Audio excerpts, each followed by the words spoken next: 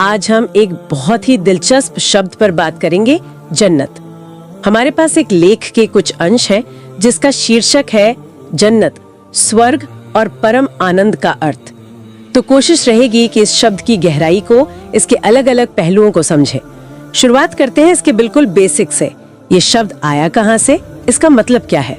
जी बिल्कुल, देखिए जन्नत जो शब्द है ये मूल रूप से अरबी भाषा का है और इसका सीधा सा मतलब होता है बगीचा, गार्डन। बगीचा? हाँ, एक ऐसी जगह जो हरी भरी हो, सुखद हो।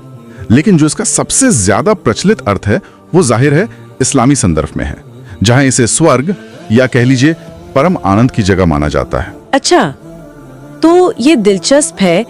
तो इस्लाम के नजरिए से जन्नत क्या है?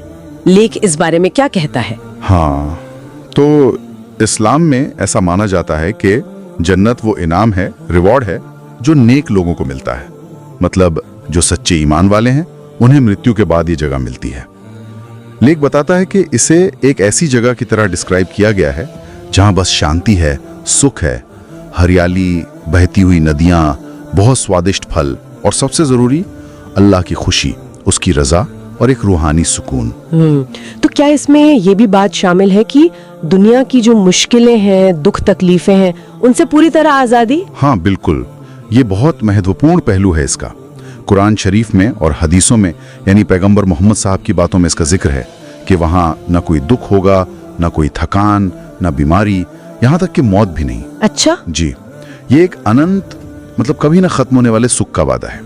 लेख में ये भी इशारा है कि जन्नत के शायद कई, क्या कहते हैं ना, लेवल्स होते हैं, दर्जे होते हैं। हाँ, तो इसके लिए कुछ बुनियादी जरूरतें बताई गई हैं। सबसे पहली और सबसे अहम है अल्लाह पर अटूट विश्वास, जिसे ईमान कहते हैं। फिर अच्छे कर्म करना, नेकी के काम जी।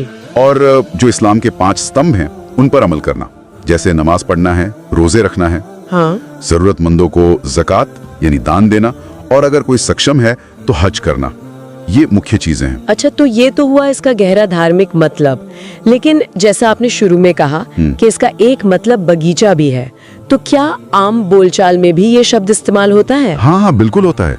जैसे इसके मूल अर्थ बगीचे से ही अंदाजा लगता है।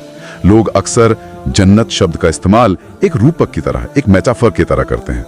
अच्छा, जैसे कोई बहुत ही खूबसूरत जगह हो, बहुत शांत हो, या कोई ऐसा अनुभव हो जो बहुत ही सुखद हो, तो कह देते हैं अरे वाह, ये जगह तो जन्नत है, या ये खाना खाकर तो जन्नत मिल गई।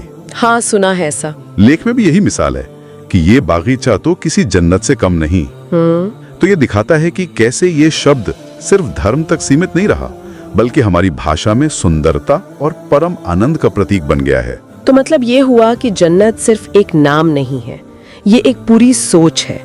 एक तरफ इसका गहरा धार्मिक अर्थ है जो अनंत शांति का वादा करता है, और दूसरी तरफ हमारी रोजमर्रा की बातचीत में ये सुंदरता और खुशी के लिए एक बड़ा शब्द बन गया है। बिल्कुल सही कहा आपने, और ये बात सोचने पे मजबूर करती है ना कि ये जो स्वर्ग या परमानंद की कल्पना है, चाहे वो धार्मिक किताबों में इतनी डिटेल में बताई गई हो या आम भाषा में बस एक खूबसूरत लफ्ज की तरह इस्तेमाल होती हो, ये आखिर इंसान की इच्छाओं के बारे में, उसकी कल्पनाओं के बारे में क्या बताती है? शायद ये उस तलाश को दिखाता है, एक ऐसी आदर्श स्थिति की तलाश जहां दुख न हो, तकलीफ न हो, बस सुकून हो।